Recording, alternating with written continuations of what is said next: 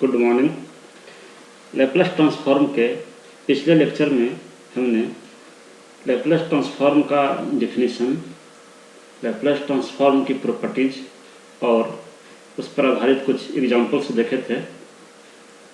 इस लेक्चर में हम इन्वर्स लैप्लास निकालने के तरीके देखेंगे और लैप्लास ट्रांसफॉर्म के एप्लीकेशंस को देखेंगे। तो Laplace transform, inverse Laplace transform निकालने के पहले हमें पार्शियल फ्रैक्शन जानना बहुत ज़रूरी है। इसलिए सबसे पहले हम इसमें पार्शियल फ्रैक्शन थोड़ा सा सीख लेते हैं। तो पार्शियल फ्रैक्शन करने के लिए कोई भी फंक्शन न्यूमरेटर, कोई भी फंक्शन अगर होगा, एस का फंक्शन होगा, वो न्यूमरेटर और डिनोमिनेटर के फॉर्म में होगा। जो न्यूमरेटर होगा वो भी एस का फंक्शन हो सकता है और डिनोमिनेटर जो है वो भी एस का फंक्शन हो सकता है। पार्शियल फ्रैक्शन निकालने के लिए जो हाईएस्ट पावर होगा न्यूमरेटर में वो लेस देन होना चाहिए जो हाईएस्ट पावर डिनोमिनेटर का है। इस पॉलिनोमियल का जो हाईएस्ट पावर होगा उससे कम होना चाहिए न्यूमरेटर के पॉलिनोमियल का। अगर नहीं है वैसा तो पहले डिवाइड करके वैसा करना पड़ेगा। उसके बाद हम देखते हैं कि फंक्शन हमारे किस किस फॉर्म के हो सकते हैं और उसका कैसे हम पार्शियल फ्रैक्शन करते हैं। तो पहले हम एक फंक्शन ले रहे हैं। ये फंक्शन है, मान लिया जाए न्यूमरेटर में कोई भी एस का फंक्शन हो या कोई कांस्टेंट भी हो सकता है, नहीं भी एस का फंक्शन हो सकता है। डिनोमिनेटर में सिंपल पोल्स हैं, एस प्लस ए into S plus B into S plus C. इस प्रकार से और भी हो सकते हैं। तो अगर इस प्रकार का कोई फंक्शन है तो इसे हम पार्शियल फ्रैक्शन में किस प्रकार से तोड़ेंगे, इसके जगह पे हम इसको इक्वल करके लिख सकते हैं। कोई कांस्टेंट ए बटा ये एक पोल एस प्लस ए, सारे पोल को अलग अलग करके लिखेंगे। A by S plus A plus B by S plus B और plus C Y S plus C, जहाँ ए बी सी जो है वो कांस्टेंट है। किसी भी इस फॉर्म के फंक्शन को हम इस टाइप से लिख सकते हैं और अगर हम ए बी सी का वैल्यू निकाल कर यहाँ पे पुट करेंगे तो यही कहलाता है इस फंक्शन का partial fraction. Inverse Laplace transform निकालने के लिए हमें उस फंक्शन को पार्शियल फ्रैक्शन के रूप में लाना जरूरी होता है। तो अब यहाँ से हम ये जो कांस्टेंट्स हैं इनका वैल्यू कैसे निकालेंगे। अगर सिंपल पोल्स हैं, लीनियर पोल्स हैं, तो इसका इस टाइप के फंक्शन में ए का वैल्यू देखिए कैसे निकालते हैं। ए के डिनोमिनेटर में जो फंक्शन है, ए के डिनोमिनेटर में जो पोल है उससे मल्टीप्लाई करते हैं। एस प्लस ए से मल्टीप्लाई कर देंगे एफ एस में, जो पॉलिनोमियल हमारा दिया हुआ है उसमें मल्टीप्लाई कर देंगे और फिर मल्टीप्लाई करने के बाद इस फंक्शन का वैल्यू हम निकालेंगे S equal to minus A पे। यानी कि जो अगर हम ए का वैल्यू निकाल रहे हैं तो ए के डिनोमिनेटर में जो पोल है उससे मल्टीप्लाई कर देंगे इस फंक्शन को, तो होगा क्या कि एस प्लस ए से कट जाएगा, बचेगा सिर्फ N S by S plus B into S plus C. उसके बाद सारे फंक्शन में एस के जगह पे -1 पुट कर देंगे। जैसे कि ये एस, ये कहाँ से हम लाएंगे, जो ये जो पोल है s plus a equal to 0, इसको माने, अगर माने तो ये आपको पोल निकलेगा S equal to minus A. तो यही वैल्यू को, एस का वैल्यू इसमें पुट करना है। ठीक है, तो अगर हम इसको करके देखें तो आपको हो जाएगा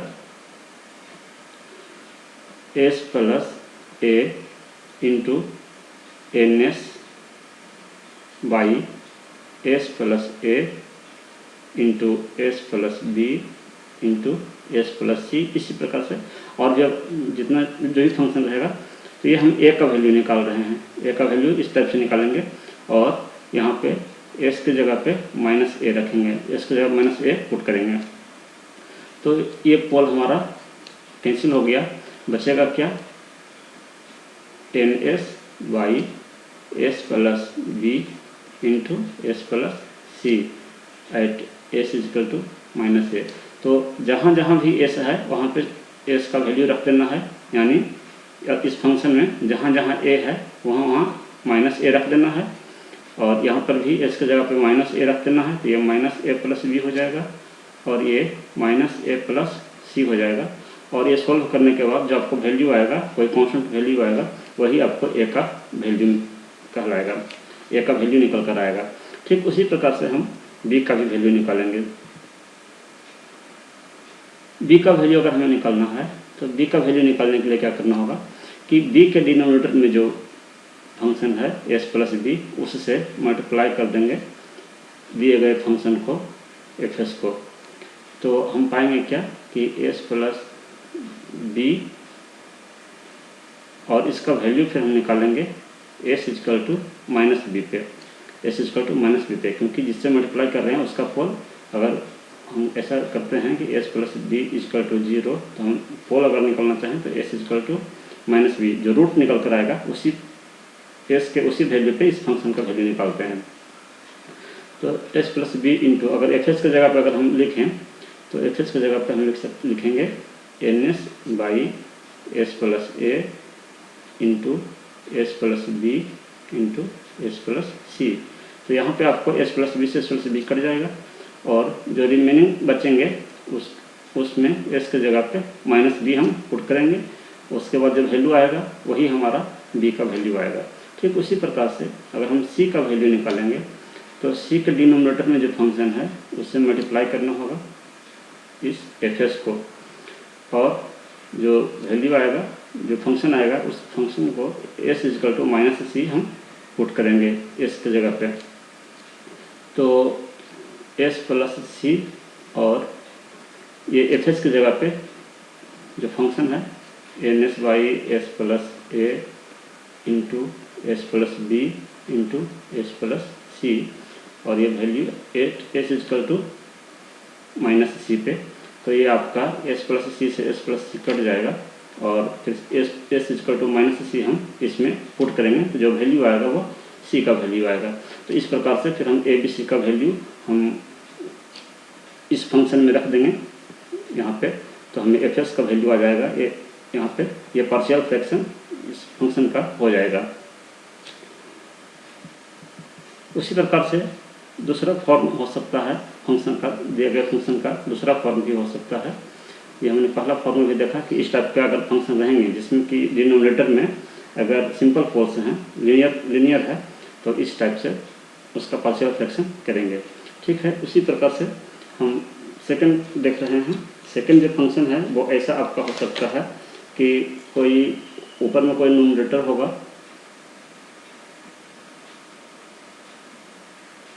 एफ एस इजकल टू कोई एस का फंक्शन होगा न्यूमरेटर में, डिनोमिनेटर में हो सकता है कि ये रिपीटेड रूट हो सकता है इसका, जैसे एस प्लस ए का तो root S equal to minus A एक रूट हुआ ही, लेकिन इसका होल स्क्वायर अगर मान लीजिए कि है, इसका होल स्क्वायर है, तो इसका हम पार्शियल फ्रैक्शन कैसे करेंगे।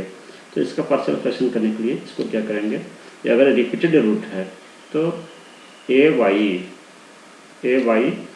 S plus A plus B by S plus ए का होल स्क्वायर।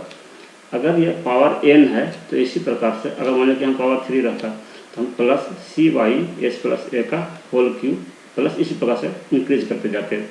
और यहाँ ए बी सी सिर्फ लिखाएगा अगर ये लीनियर है, तो जैसे एस प्लस ए है, कोई लीनियर है, ये क्वाड्रेटिक फॉर्म में नहीं होना चाहिए। अगर ये लीनियर है तो यहाँ पे सिर्फ कांस्टेंट होगा। अब यहाँ पे हम इन कांस्टेंट्स का वैल्यू कैसे निकालेंगे, तो अगर हमें ए का वैल्यू निकालना है, तो क्या करना होगा कि ए के डिनोमिनेटर में जो है, ए के डिनोमिनेटर में जो फंक्शन है उससे मल्टीप्लाई करते हैं इस दिए गए एफ एस में मल्टीप्लाई करेंगे। तो एक्चुअली में क्या है कि ये रिपीटेड रूट का केस है, इसलिए ये रिपीटेड रूट का जो हाईएस्ट पावर है उससे मल्टीप्लाई करते हैं, यानी कि एस प्लस ए, इस पर जितना पावर रहेगा उससे मल्टीप्लाई करेंगे इस एफ एस में। मल्टीप्लाई करने के बाद इसका वैल्यू हम निकालेंगे at S equal to minus A पे, at S equal to minus A पे। लेकिन एक और इसमें करना है कि जो एस प्लस एस का स्क्वायर से मल्टीप्लाई किए हैं और चूंकि इसका हाईएस्ट पावर 2 तक है, तो जितना डिफरेंस है मतलब कि इसका पावर है, एक तरह से कह सकते हैं इसका पावर 1 है और हाईएस्ट इसका 2 तक है, तो एक बार आपको इसको d/ds करना पड़ेगा। उसके बाद इसका वैल्यू आप रखेंगे एस इक्वल टू माइनस ए रखेंगे। यानी कि अगर कोई रिपीटेड रूट का फंक्शन है तो उसे पार्शियल फ्रैक्शन में तोड़ने के लिए उसे इस प्रकार से a/s प्लस b/s प्लस ए का स्क्वायर प्लस इसी प्रकार से अगर और भी पावर है तो होगा। और हमें फिर ए का वैल्यू अगर निकालना है तो हाईएस्ट पावर वाले से मल्टीप्लाई कर देंगे और उस फंक्शन से मल्टीप्लाई करेंगे और उस फंक्शन को डिफ्रेंशिएट करना है, उतनी बार डिफ्रेंशिएट करना है जितने इसका पावर और हाईएस्ट पावर में डिफरेंस है। अगर मान लें कि यहाँ हाईएस्ट पावर 3 रहता तो इसको 2 बार डिफ्रेंशिएट करना होता, हाईएस्ट पावर, और यहाँ 2 है पावर और यहाँ 1 है, तो डिफरेंस 1 का है तो 1 बार आपको डिफ्रेंशिएट करना होगा। साथ ही साथ यहाँ पे 1y जितने बार डिफ्रेंशिएट करते हैं, जितने ऑर्डर का डिफ्रेंशिएशन है उतना फैक्टोरियल भी लगाना पड़ता है। यानी कि चूँकि ये डिफरेंस 1 है, एक ही बार डिफ्रेंशिएशन कर रहे हैं इसका, तो यहाँ पे फैक्टोरियल 1 लिखें या न लिखें बात बराबर है। लेकिन अगर माने जाए कि हमें यहाँ पे पावर, यहाँ मान 2 बार डिफ्रेंशिएशन करना होता तो यहाँ पे फैक्टोरियल 2 लिखा था। अगर मान लीजिए 3 बार डिफ्रेंशिएशन होता तो यहाँ फैक्टोरियल 3 लिखा था। और उसके बाद डिफ्रेंशिएशन करने के बाद जो वैल्यू आएगा उसको S equal to minus A पे हम वैल्यू उसका निकालेंगे, वही हमको ए का वैल्यू मिलेगा। बी का वैल्यू निकालने के लिए चूँकि बी का डिनोमिनेटर में जो वैल्यू है वो हाईएस्ट वैल्यू है उस फंक्शन का डिनोमिनेटर का, तो इसलिए इसमें कुछ नहीं करना है, बस इसके डिनोमिनेटर से और उस दिए गए फंक्शन को भाग लगाना है और उसका value at S equal to minus A पे निकालना है। लेकिन अगर यह हाईएस्ट वैल्यू नहीं रहता तो उस केस में डिफ्रेंशिएशन लेना पड़ता है, उसके बाद वैल्यू रखना होता है। फॉर एग्जांपल के लिए एक और इसी केस का हम एग्जांपल अगर लें कि मान लिया जाए कि आपका एफ एस इक्वल टू है, एफ एस इक्वल टू कोई डिनोमिनेटर का फंक्शन बटा, अब मान लिया जाए कि एस प्लस ए का पावर 4 है, ठीक है। तो इसको हम तोड़ेंगे कैसे, पार्शियल फ्रैक्शन में a/s plus A plus b/s plus ए का whole square plus c/s plus ए का whole cube plus d/s plus ए का पावर 4। और यहाँ पर हम ए का जब वैल्यू निकालेंगे तो ए का हाईएस्ट पावर 1 है, तो पहले तो हम जो इसका जो हाईएस्ट ऑर्डर है उससे मल्टीप्लाई कर देते हैं। दिए गए फंक्शन को मल्टीप्लाई करने से क्या हुआ कि टर्म खत्म हो जाएगा। और हम चूँकि ए का वैल्यू निकाल रहे हैं और ए का जो हाईएस्ट पावर है वो 1 है, इसका हाईएस्ट पावर 1 है, तो हम और इस टोटल का हाईएस्ट पावर 4 है, हमें इसको 3 बार डिफ्रेंशिएशन करना पड़ेगा एस के रिस्पेक्ट में, 3 बार डिफ्रेंशिएशन करना पड़ेगा और यहाँ पे फैक्टोरियल 3 भी लगाना पड़ेगा। और फिर जो डिफ्रेंशिएशन करके आएगा उस पूरे वैल्यू में एस के जगह पे हम minus a, s equal to minus a put करेंगे तो हमें ए का वैल्यू मिलेगा। ठीक उसी प्रकार से अगर हमें बी का वैल्यू निकालना होगा तो क्या करना होगा कि इसके हाईएस्ट टर्म से मल्टीप्लाई तो करेंगे ही, एस प्लस ए की पावर 4 से उस फंक्शन को तो मल्टीप्लाई करेंगे। उसके बाद इसका हाईएस्ट पावर 2 है तो डिफरेंस हो गया 2 का, यहाँ हाईएस्ट पावर 2 है और टोटल 4 है तो 2 का डिफरेंस हो गया, तो हम इसको 2 बार डिफ्रेंशिएशन करना होगा और 1/2 फैक्टोरियल भी करना होगा और इसका वैल्यू निकालेंगे फिर S equal to minus A पे, तो हमें मिलेगा बी का वैल्यू। ठीक उसी प्रकार से अगर हमें सी का वैल्यू निकालना है तो हमें क्या करना होगा, सी का जो है वो एस प्लस ए का पावर 4 इंटू एफ एस, इतना से मल्टीप्लाई तो सब में करना पड़ेगा क्योंकि सब एक ही, सबका जो पोल है वो सेम है, इसलिए सबसे मल्टीप्लाई करना पड़ेगा। लेकिन डिफ्रेंशिएशन कितना बार करना पड़ेगा, इसमें डिफ्रेंशिएशन करना पड़ेगा।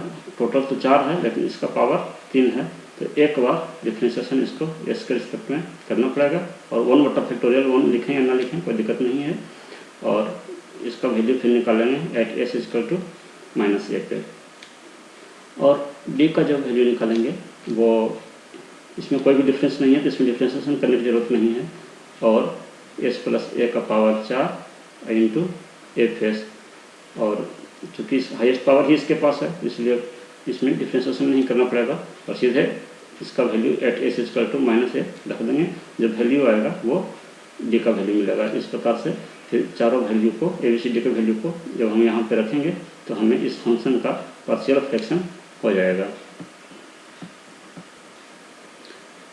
थर्ड फॉर्म जो फंक्शन का हो सकता है उसको हम डिस्कस करते हैं। ये हो सकता है आपको f s equal to, numerator में कोई एस का फंक्शन हो सकता है, डिनोमिनेटर में आपको एस प्लस ए का whole square into S plus B का होल स्क्वायर, ऐसा हो सकता है।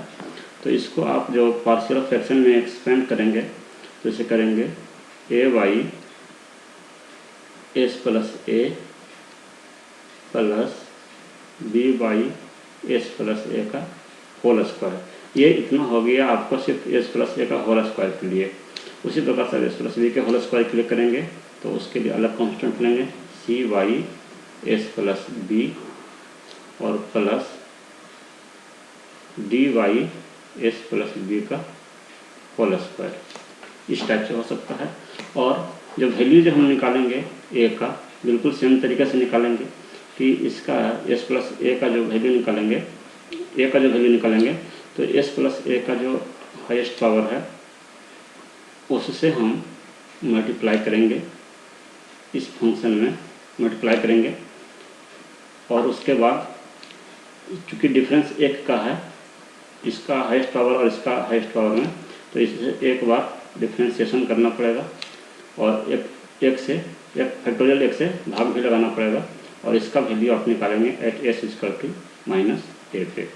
S plus a equal to 0 तो यहाँ से एस इक्वल टू -a, तो -a पे फिर इसका वैल्यू निकालेंगे। ठीक उसी प्रकार से हम बी का वैल्यू निकालेंगे।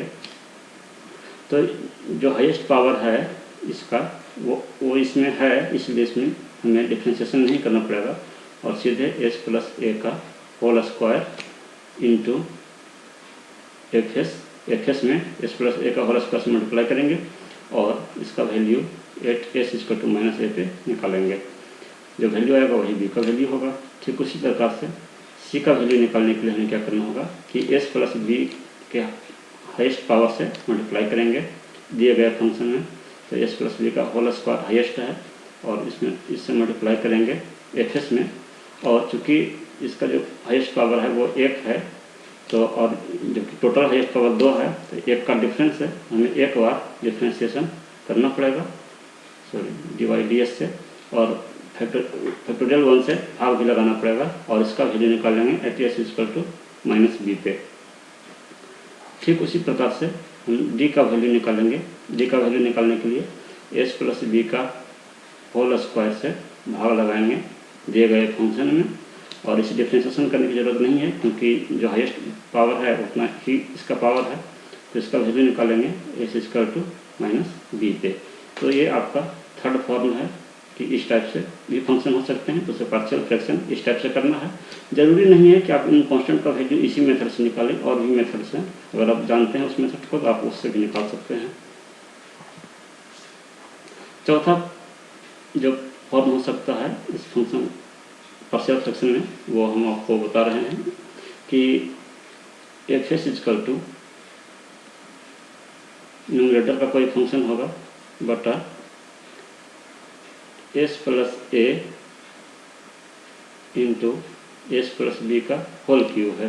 तो इसे भी क्या करेंगे कि इसमें तो रिपीटेड पोल नहीं है, इसमें रिपीटेड पोल्स नहीं है, इसलिए हमें इसमें कुछ करने की जरूरत नहीं है, ए बटा एस प्लस ए ही लिखेंगे, प्लस इसका रिपीटेड पोल्स हैं, इसमें क्या करना होगा B by S plus B plus C by, constant को बदलते जाना है, और एस प्लस बी का होल स्क्वायर, यानी इसको एक बढ़ाते जाना है जब तक लास्ट में हो जाए, और d y S plus B का पावर 3, इस टाइप से एक्सपेंड करेंगे।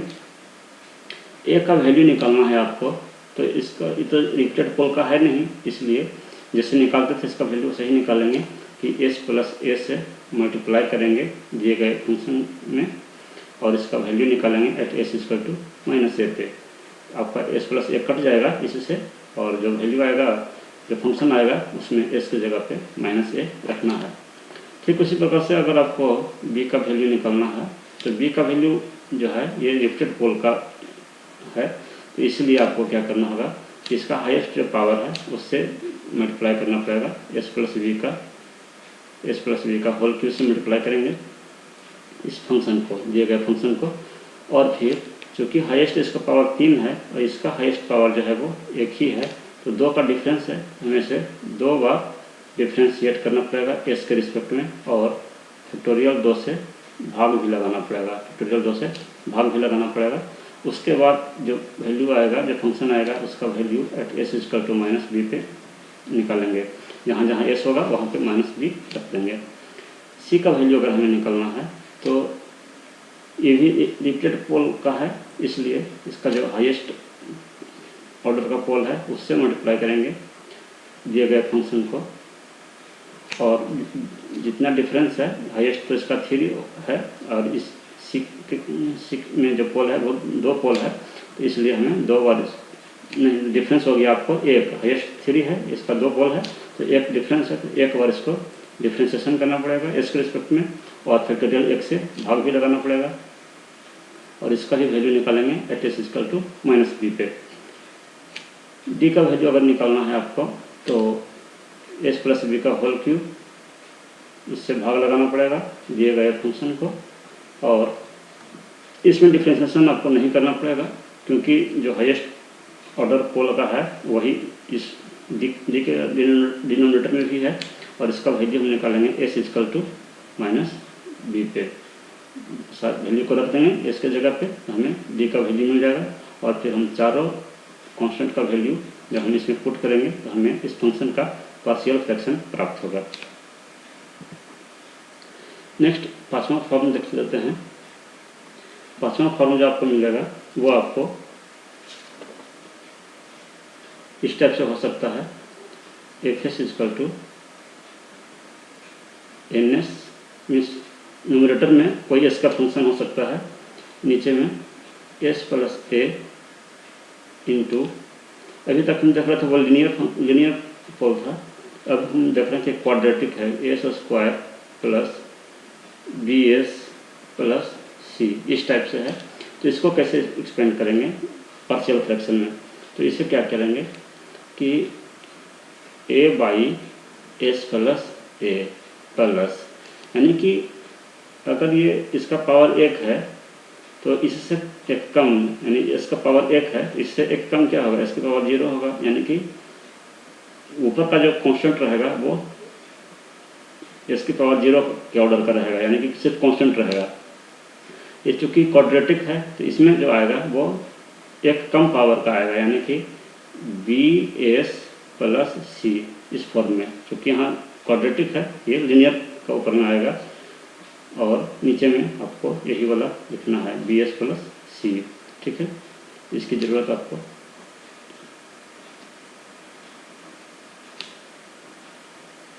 तो इस टाइप से इसका एक्सपेंशन करते हैं, ए बाई एस प्लस ए और प्लस इस स्क्वायर वाला टर्म के लिए, क्वाड्रेटिक फॉर्म के लिए बी एस प्लस सी। अगर यहाँ पावर 3 रहता तो यहाँ b s square plus c s plus d करते हैं, इतना करने की जरूरत नहीं पड़ेगी आपको। तो अब यहाँ पे है कि वैल्यू कैसे निकालेंगे, ए का वैल्यू निकालना है, तो ये जो पोल है ए का, इससे मल्टीप्लाई करेंगे, एस प्लस ए से मल्टीप्लाई करेंगे एफ एस में, और चूँकि ये सिंपल पोल है इसलिए इसका value at S equal to minus A पे जो भी वैल्यू आएगा वही आपका ए का वैल्यू मिलेगा।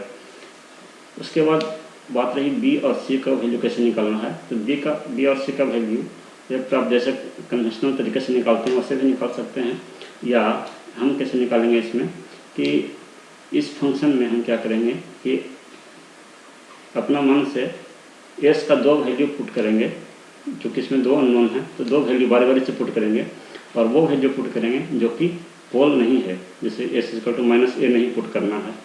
तो हम कोई भी वैल्यू मान लीजिए कि एस इक्वल टू 0 पुट कर दिए, तो दोनों साइड पुट करेंगे तो इधर भी कुछ आएगा, इधर जब 0 पुट करेंगे तो ये आपका यहाँ पे 0 हो जाएगा, सिर्फ ए बचेगा, और ऊपर में भी कुछ वैल्यू आएगा, नीचे में आपका सिर्फ ए बचेगा।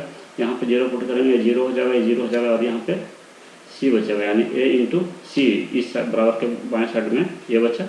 राइट हैंड साइड में क्या बचेगा, ए का वैल्यू तो आपको पता है, वो वैल्यू रख दीजिए, ए का वैल्यू जो भी आया है उस वैल्यू को रख दीजिए, और चूँकि आप एस इक्वल टू 0 पुट कर रहे हैं तो ये टर्म आपको समाप्त हो गया, सिर्फ बचा सी, और बटा नीचे में एस की जगह पे 0 पुट कर रहे हैं तो ये 0 हो गया, 0 हो गया, सिर्फ बचा ये कैपिटल सी है और ये स्मॉल सी है, ये कांस्टेंट है कैपिटल सी है, तो ये ऊपर में कैपिटल सी है, नीचे में स्मॉल सी है। तो इस प्रकार से आपको एक इक्वेशन मिलेगा, और फिर एक बार और एस का कुछ वैल्यू पुट करना है आपको, लेकिन एस का वैल्यू वो नहीं होना चाहिए जो कि पोल है। यहाँ पे जो पोल होगा वो वैल्यू नहीं रखना है।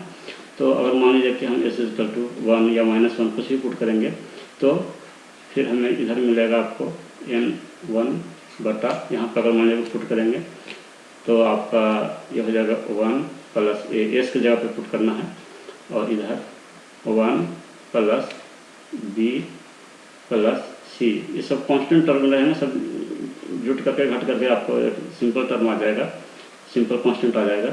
और इधर आपको हो जाएगा ए का वैल्यू पता है, और एस की जगह पे क्या पुट करना है 1, एस की जगह पे 1 पुट करेंगे प्लस ए, और फिर इधर आपको बी की जगह पे 1 पुट करना है तो सिर्फ एस बचेगा, एस नहीं, एस की जगह पे 1 पुट करना है तो सिर्फ आपको बी बचेगा ये, और यहाँ पे कैपिटल सी बचेगा, और इधर आपको बचेगा 1 प्लस बी प्लस सी। तो एक इक्वेशन आपको यहाँ से मिलेगा, एक इक्वेशन यहाँ से मिलेगा, दो अननोन है बी और सी, दोनों को जब सोल्व करेंगे तो बी और सी का आपको वैल्यू मिलेगा। ठीक है, तो इस टाइप से हम पार्शियल फ्रैक्शन जो है वो करेंगे। अब हम देखते हैं इन्वर्स लैप्लास कैसे निकालते हैं। तो इन्वर्स लैप्लास जो है वो आपका inverse Laplace is used to convert the frequency domain function f s into its original time domain function. जो फ्रीक्वेंसी डोमेन फंक्शन आपको पहले से दिया हुआ रहेगा उसे हम टाइम डोमेन फंक्शन में कन्वर्ट करेंगे, उसी को हम कहते हैं इन्वर्स लैप्लास ट्रांसफॉर्म। अगर फ्रीक्वेंसी डोमेन फंक्शन को टाइम डोमेन फंक्शन में कन्वर्ट करेंगे तो वो इन्वर्स लैप्लास कहलाता है। फॉर एग्जांपल के लिए मान लीजिए आपको ये एस का फंक्शन दिया हुआ है फ्रीक्वेंसी डोमेन में, तो इसका आपको इन्वर्स लैप्लास निकालना है, इन्वर्स लैप्लास इसका निकालना है। तो इन्वर्स लैप्लास जब निकालना है, यानी कहने का मतलब ये है कि ये जो लैप्लास ट्रांसफॉर्म जो दिया हुआ है, या फिर कौन सा वो टाइम का फंक्शन था एफ टी जिसका कि लैप्लास ट्रांसफॉर्म है, हमें वो एफ टी का वैल्यू निकालना है जिसका कि लैप्लास ट्रांसफॉर्म ये दिया हुआ है। ठीक है, तो एफ एस इक्वल टू पहले जो दिया हुआ है फंक्शन उसे हमने लिख लिया 3/s minus 5/s plus 1 plus 6/s square plus 4। ये फंक्शन आपको दिया हुआ है, इसका आपको निकालना है इन्वर्स लैप्लास। तो चूंकि ये पार्शियल फ्रैक्शन में इसको तोड़ने की जरूरत नहीं है, ये पार्शियल फ्रैक्शन में ऑलरेडी टूटा हुआ है, सिंपलेस्ट फॉर्म में ये टूटा हुआ है, इसलिए हमें ज़रूरत नहीं है पार्शियल फ्रैक्शन में तोड़ने की। तो एफ एस स्क्वायर हमने क्या किया, इसको 3 × 1/s लिख दिया, 5 × 1/s लिख दिया, और इसको जो है 6 को 3 × 2 लिख दिया, 3 × 2/s स्क्वायर प्लस 2 स्क्वायर। इससे क्या हुआ कि ऐसा लिखने से क्या हुआ कि ये जो हम, अगर आप लैप्लास ट्रांसफॉर्म पिछला लेक्चर देखे हों तो आपको ये पता होगा कि इस टाइप का जो लैप्लास ट्रांसफॉर्म आता है वो साइन ओमेगा टी का आता है। साइन ओमेगा टी का जो लैप्लास ट्रांसफॉर्म है वो होता है ω/s square plus omega square. इसलिए हमने इसको इसी फॉर्म में तोड़ा कि अगर s square plus omega square, omega अगर ये 2 है तो 2 का स्क्वायर, तो वही टर्म यहाँ भी होना चाहिए ओमेगा, तो हम कह सकते हैं कि साइन ओमेगा टी का हो जाएगा। तो इसलिए हमने इसको इस फॉर्म में तोड़ दिया। अब जो है वो इसका जो इन्वर्स लैप्लास लेंगे तो इन्वर्स लैप्लास लेंगे तो ये एफ एस जो है इसके जगह पे हम एफ टी लिखेंगे और इसके जगह पे 3 इंटू 1/s के जगह पे 1/s किसका लैप्लास ट्रांसफॉर्म है, तो 1/s लैप्लास ट्रांसफॉर्म होता है ut का लैप्लास ट्रांसफॉर्म 1/s होता है, या सिंपली 1 का भी लैप्लास ट्रांसफॉर्म 1/s होता है। यानी इसको इसके जगह पे इसका इन्वर्स लैप्लास में 3 इंटू 1 लिख सकते हैं या 3 इंटू ut भी लिख सकते हैं, दोनों से कोई लिख सकते हैं, माइनस 5 इंटू 1/s प्लस 1। तो आप e to the power minus 80 का लैप्लास ट्रांसफॉर्म पढ़े होंगे कि e to the power minus 80 है, तो इसका लैप्लास ट्रांसफॉर्म होता है 1/s प्लस a। तो वही चीज़ यहाँ पे है 1/s प्लस a के जगह पे 1 है, यानी इसका जो इन्वर्स लैप्लास है उसके जगह पे हम e to the power minus 80 लिख सकते हैं, a की जगह पे क्या लिखेंगे 1 लिखेंगे, ठीक है। और इसके बारे में तो बताया ही कि ये साइन ओमेगा टी का है, ओमेगा बटा S square plus omega square. तो इन्वर्स लैप्लास लेने के बाद जो है वो आपको एफ एस की जगह पे एफ टी हो गया 3, और इसके जगह पे 1/s के जगह पे इसका 1/s का इन्वर्स लैप्लास है वो ut लिख दिए, ut भी लिख सकते हैं या सिंपली 1 लिख सकते हैं, इंटू 1 लिख सकते हैं, minus e to the power minus 80 का वो लैप्लास ट्रांसफॉर्म है 1/s प्लस a जो है ये लैप्लास ट्रांसफॉर्म होता है e to the power minus 80 का। इसलिए जब इन्वर्स ले रहे हैं तो इसके जगह पे हम e to the power minus 80 a की जगह पे क्या रखाएगा -1, a की जगह पे 1 रखाएगा, तो e टू द माइनस 80 होता है, माइनस तो पहले से ही होता है, तो उसका जो हो गया e to the power minus 1 into t. और ut जो है आप बताए थे कि ut का वैल्यू एक्चुअली में 1 होता है, और जो लैप्लास ट्रांसफॉर्म है वो 0 से इन्फिनिटी के लिए डिफाइंड है, इसलिए उसको सुनिश्चित करने के लिए हम ut लगा देते हैं। इसलिए ut लगाएं या न लगाएं कोई फर्क नहीं पड़ता है, लेकिन ये अंडरस्टूड होगा कि ये t ग्रेटर देन 0 के लिए ही डिफाइंड है। ठीक उसी प्रकार से 3 जो है वो बाहर कर लेंगे, और जो बचा 2 बटा एस स्क्वायर प्लस 2 स्क्वायर, ये इन्वर्स लैप्लास, इसका इन्वर्स लैप्लास होगा साइन 2t, क्योंकि हम जानते हैं कि साइन ओमेगा टी का होता है omega by S square plus omega square, और इसमें भी हम ut लगा सकते हैं, क्योंकि ut लगाने से ये पता चलता है कि जो फंक्शन है वो 0 टू इन्फिनिटी के लिए है। आप नहीं भी लगा सकते हैं, किसी में भी नहीं लगा सकते हैं, अंडरस्टूड है। तो फाइनली आपको बचेगा 3 माइनस ये 1 को हटा दिए तो e to the power minus t और प्लस 3 साइन 2t, और ये लास्ट में ut लिखिए या नहीं लिखिए। अगर ये नहीं लिखते हैं तो आपको ये लिखना पड़ेगा कि t ग्रेटर देन 0 के लिए है ये फंक्शन जो आया एफ टी और t ग्रेटर देन 0 के लिए, क्योंकि लैप्लास ट्रांसफॉर्म 0 टू इन्फिनिटी के लिए ही डिफाइन है, तो इसलिए यही हमारा इन्वर्स लैप्लास आया। नेक्स्ट एग्जांपल है, दिया हुआ है determine the Laplace transform of F S is equal to इतना, F S is equal to 1 plus 4/s plus 3 minus 5s/s square plus 16। इसका जो है हमें इन्वर्स लैप्लास निकालना है। कहने का मतलब ये है कि जिस एफ टी का ये लैप्लास ट्रांसफॉर्म है उस फंक्शन को हमें निकालना है, उसका टाइम डोमेन का फंक्शन को निकालना है, ये फ्रीक्वेंसी डोमेन में दिया हुआ है, तो हमें इन्वर्स लैप्लास निकालना है, यानी कि एफ टी का वैल्यू निकालना है जिसका कि लैप्लास ट्रांसफॉर्म ये दिया हुआ है। तो दिया गया फंक्शन को पहले हमने लिख लिया कि given function is f is equal to 1 plus 4/s plus 3 minus 5s/s square plus 16। चूँकि जो दिया गया फंक्शन है वो ऑलरेडी पार्शियल फ्रैक्शन में टूटा हुआ है, इसलिए हमें इसे पार्शियल में तोड़ने की ज़रूरत नहीं है। तो जब हम इसका इन्वर्स लैप्लास लेंगे, इन्वर्स लैप्लास लेने के बाद एफ एस है इसका इन्वर्स लैप्लास स्मॉल एफ, और जो फ्रिक्वेंसी एस था वो टाइम में कन्वर्ट हो जाएगा, एफ टी में कन्वर्ट हो जाएगा। और हम जानते हैं कि 1 जो लैप्लास ट्रांसफॉर्म होता है वो dt का होता है, इम्पल्स फंक्शन का। इम्पल्स फंक्शन dt का जो लैप्लास ट्रांसफॉर्म है वो 1 होता है, ये हमने लास्ट लेक्चर में बताया था।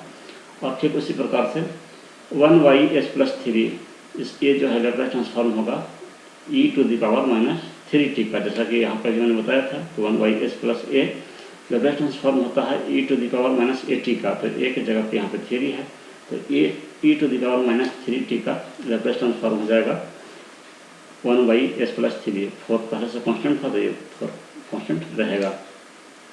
माइनस 5 इंटू, और ये जो है S by S square plus omega square, तो S by S square plus omega square, ये किसका लेप्लेस ट्रांसफॉर्म होता है? ये लेप्लेस ट्रांसफॉर्म होता है cos omega T. Last lecture में सब बताए थे कि कॉस ओमेगा टी का लेप्लेस ट्रांसफॉर्म होता है S by S square plus omega square. तो S by S square plus omega की जगह पे कितना है? 4 है, इसलिए कॉस ओमेगा की जगह पे 4 रख दिए। कॉस 4t का हो जाएगा S by S square plus 4 square, और 5 पहले से इधर बाहर था तो 5 बाहर रह जाएगा। तो ये जो फंक्शन मिला हमें, यही इनवर्स लैप्लस हुआ इस दिए गए लैप्लस ट्रांसफॉर्म का। और अब चाहें तो इस पूरे फंक्शन के बाहर में ut लगा सकते हैं, ये बताने के लिए कि ये फंक्शन t ग्रेटर देन 0 के लिए डिफाइंड है। और अदरवाइज अगर आप ये नहीं लिखेंगे तो ये लिखना पड़ेगा कि और t greater than 0। Next example है फाइंड ft, यानी टाइम डोमेन का फंक्शन ज्ञात करना है। गिवन दैट दिया हुआ है, एक लैप्लेस ट्रांसफॉर्म दिया हुआ है। जो लैप्लेस ट्रांसफॉर्म दिया हुआ है उसका हमें इनवर्स लैप्लस ज्ञात करना है। तो दिया गया फंक्शन को हमने लिख लिया। दिया गया function is fs equal to s square plus 12 by s into S plus 2 into S plus 3, ये दिया गया फंक्शन था। अब ये पार्शियल फ्रैक्शन में नहीं है, तो इसे हमें पार्शियल फ्रैक्शन में पहले इसको एक्सपेंड करना पड़ेगा, तभी हम इसका इनवर्स लैप्लस निकाल पाएंगे। तो पार्शियल फ्रैक्शन में इसको तोड़ने के लिए हमें क्या करना होगा कि इसे हमने लिख दिया A by S plus B by S plus 2 plus C by S plus 3, तीनों सिंपल पोल्स हैं। अब ए का वैल्यू निकलना है तो ए के डिनोमिनेटर में जो है उसे मल्टीप्लाई करना पड़ेगा उस दिए गए फंक्शन को मल्टीप्लाई कर दिए एस से एस आपका कट जाएगा, और रिमेनिंग जो फंक्शन बचा उसका वैल्यू निकालेंगे एट एस इक्वल टू 0 पे। क्यों?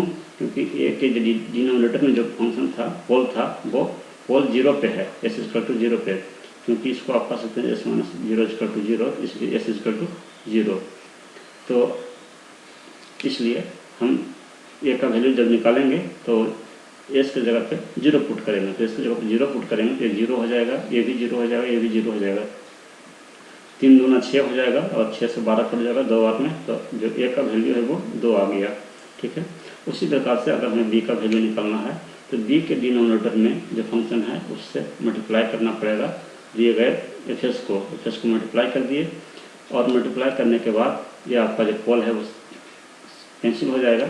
जो बचा रिमेनिंग उसका value at S equal to -2 पे निकालेंगे, जहाँ जहाँ एस है उसके जगह पे -2 पुट करेंगे। ऐसा क्यों? क्योंकि बी का वैल्यू हम निकाल रहे हैं और बी का डिनोमिनेटर में एस प्लस 2 है, तो इसे हम 0 के बराबर करेंगे और फिर एस का वैल्यू यहाँ से निकालेंगे तो -2, इसलिए एस की जगह पे एस इक्वल टू -2 पर इसका वैल्यू निकालेंगे। तो जब -2 जब रखेंगे इसके जगह पे तो -2 का स्क्वायर तो 4 हो जाएगा, तो 4 प्लस 12 हो जाएगा। नीचे में यहाँ पे -2 और -2 प्लस 3, ये -2 प्लस 3 मिलके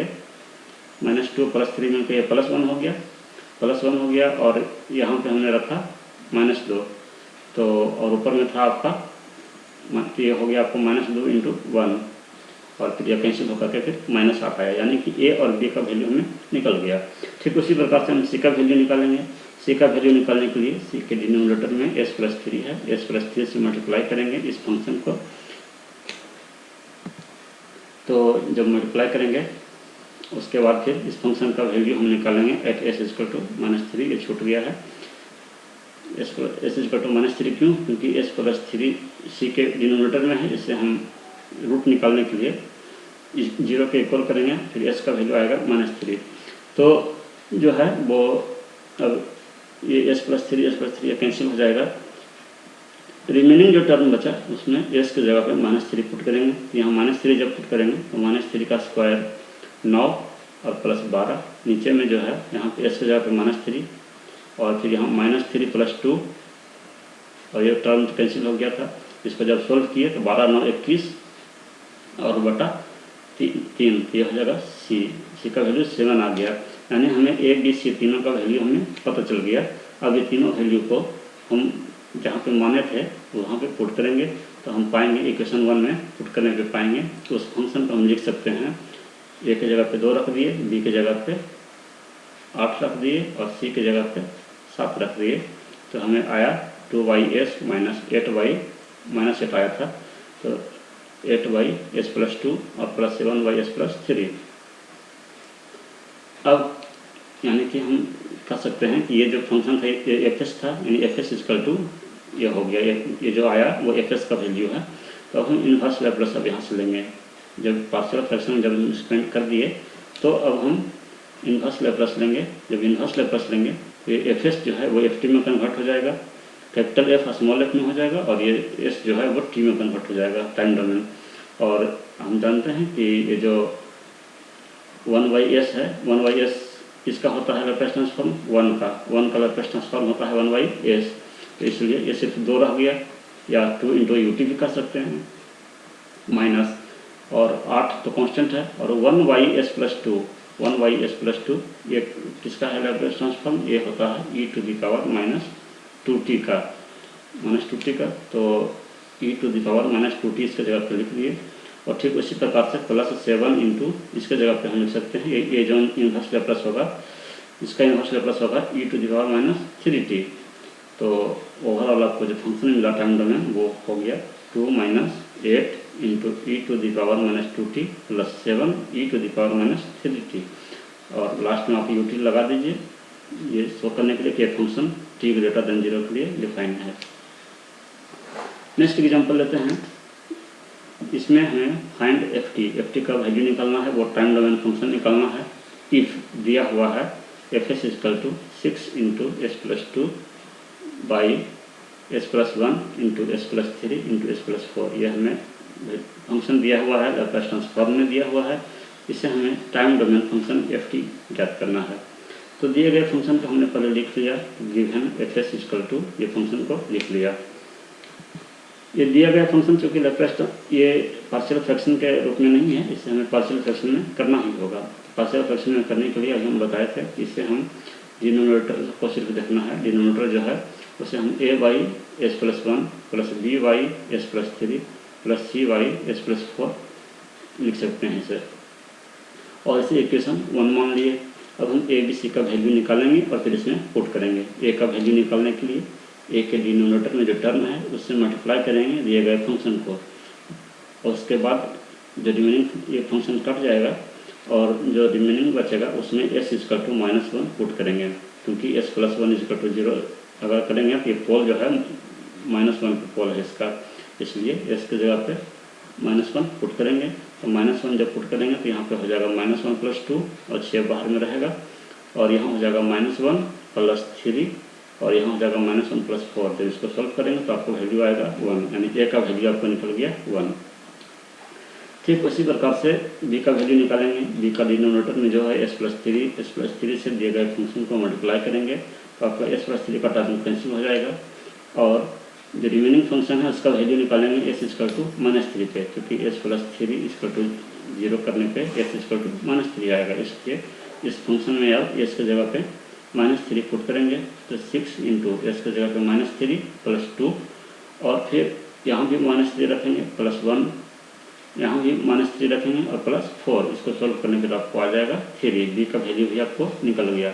उसी प्रकार से आप c का वैल्यू निकालेंगे। c का वैल्यू निकालने के लिए दिए गए फंक्शन को s + 4 से मल्टीप्लाई करेंगे, उसके बाद आपको s + 4 का टर्म कैंसिल हो जाएगा, और जो रिमेनिंग फंक्शन बचेगा उसका वैल्यू हम निकालेंगे यहाँ s = -4 पे। -4 पे इसका वैल्यू निकालेंगे, जहाँ जहाँ s है उसको वहाँ पे -4 यहाँ पे लिख देंगे, तो 6 × -4 + 2।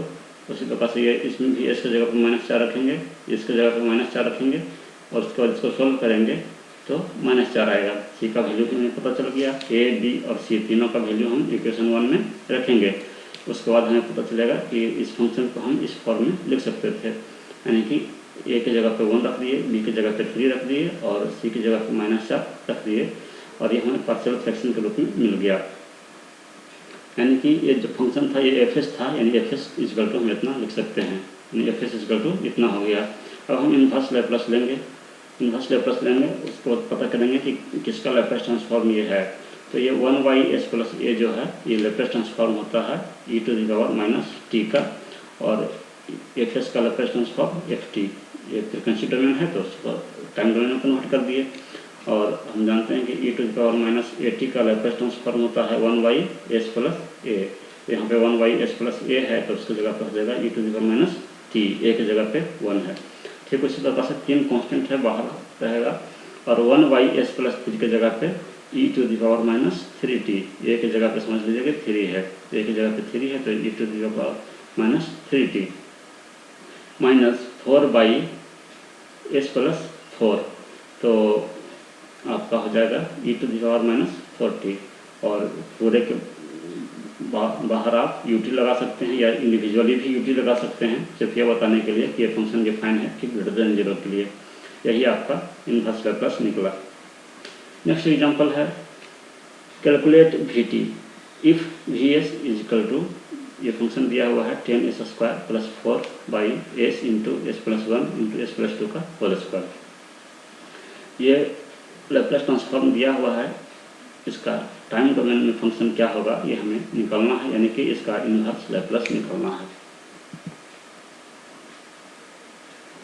तो पहले हम उस फंक्शन को पार्शियल फ्रैक्शन के रूप में एक्सपेंड करेंगे। तो दिए गए फंक्शन को हम लिख सकते हैं a/s + b/s + 1 + c, ये रिपीटेड रूट्स है, 2 रूट है इसका, यहाँ पे 2 पोल है तो इसे हम लिख सकते हैं c/s + 2 + t/s + 2 का होल स्क्वायर।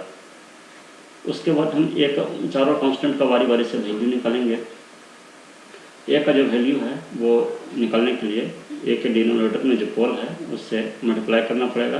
तो एस से दिए गए फंक्शन को मल्टीप्लाई कर लिए, एस कट गया और चूँकि ये पोल जो है 0 पे है, एस = 0 पे, तो इसलिए अब रिमेनिंग जो फंक्शन बचा उसमें एस की जगह पे 0 पुट करेंगे तो ये 0 हो जाएगा +4, यहाँ पे भी 0 + 1 और 0 + 2 का होल स्क्वायर। सॉल्व करने पे आपको ए का वैल्यू 1 आ गया। ठीक उसी प्रकार से बी का वैल्यू निकालेंगे। बी का वैल्यू निकालने के लिए इसके डिनोमिनेटर में जो फंक्शन है उससे मल्टीप्लाई करेंगे दिए गए फंक्शन को, तो आपको s + 1 s + 1 कैंसिल हो जाएगा। जो रिमेनिंग जो फंक्शन बचेगा उसका वैल्यू निकालेंगे s = -1 पर। क्यों? क्योंकि इसका जो पोल है वो -1 पे है। s + 1 = 0 करेंगे तो हमें पोल निकलेगा या रूट निकलेगा वो -1 होगा। डिनोमिनेटर का इक्वेशन को 0 करने पे जो वैल्यू आता है वही पोल कहलाता है।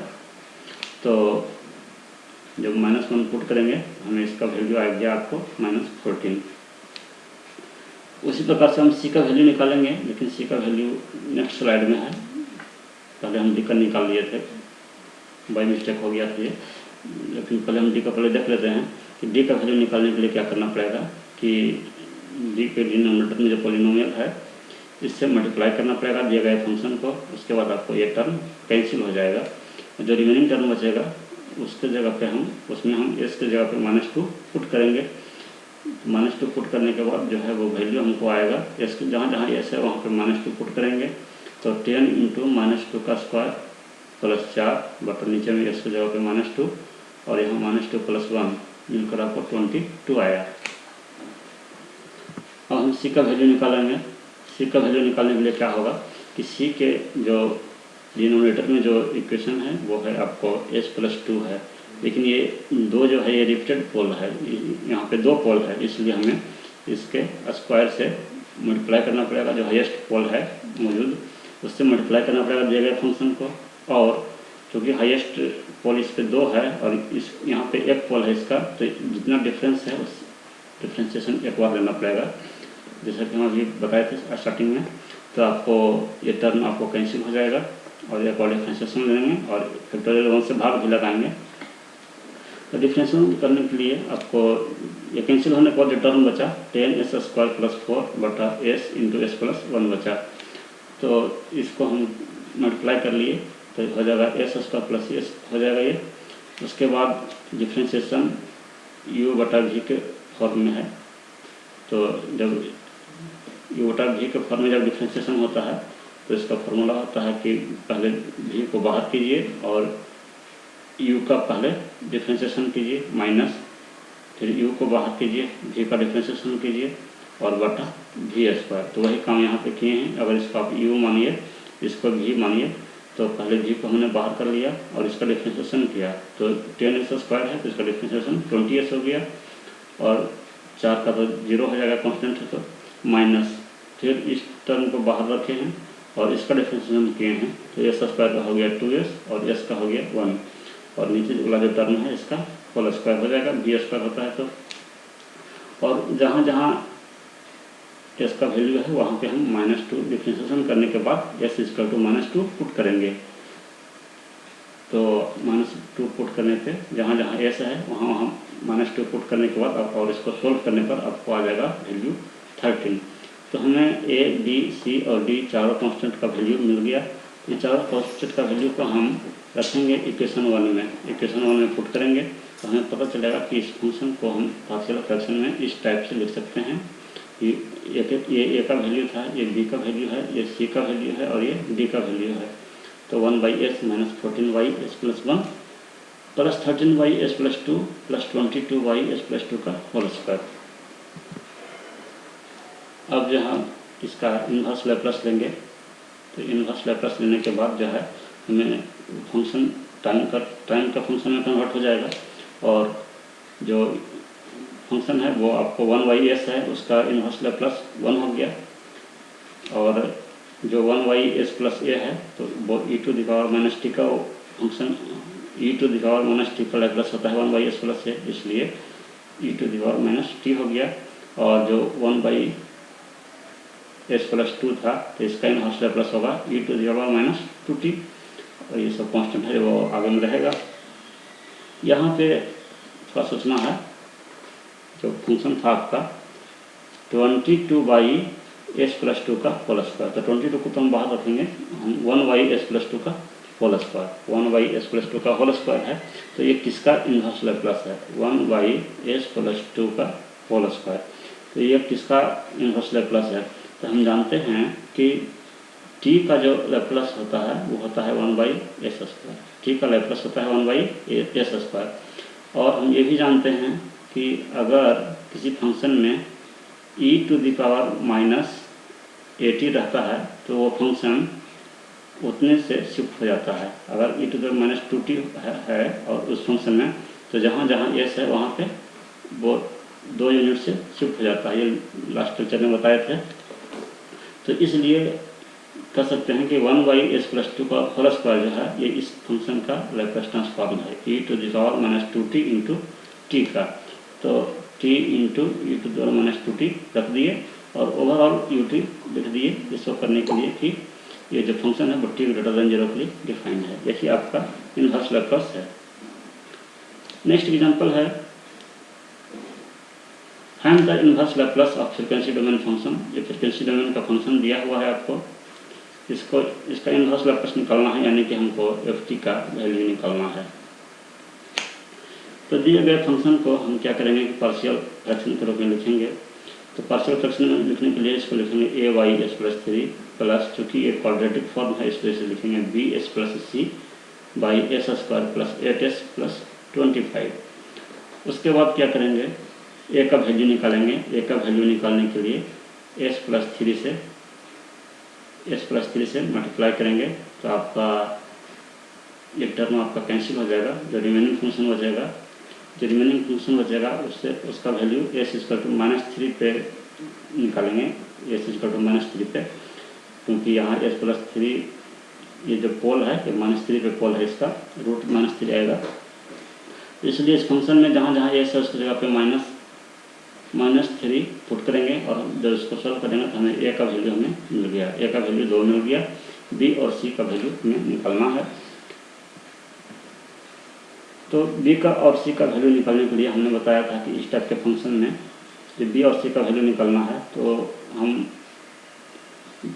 2 अननोन है, तो 2 वैल्यू हमको s का 2 वैल्यू, कोई भी 2 वैल्यू अपना मन से हम पुट करेंगे उसमें, और ऐसा वैल्यू पुट करना चाहिए जिससे कि हमारा कैलकुलेशन ईजी हो जाए, और वो वैल्यू जो हम पुट करेंगे s का वो रूट नहीं होना चाहिए, वो पोल नहीं होना चाहिए। तो हम देख रहे हैं कि इसमें कहीं पे भी s = 0 जो है वो पोल नहीं है, s = -3 पोल है और s = 0 पोल नहीं है, तो हम क्या कर रहे हैं कि इस फंक्शन में s = 0 पुट कर रहे हैं। दिए गए इक्वेशन 1 में s इक्वल टू 0 पुट करेंगे तो हमें एक इक्वेशन मिलेगा।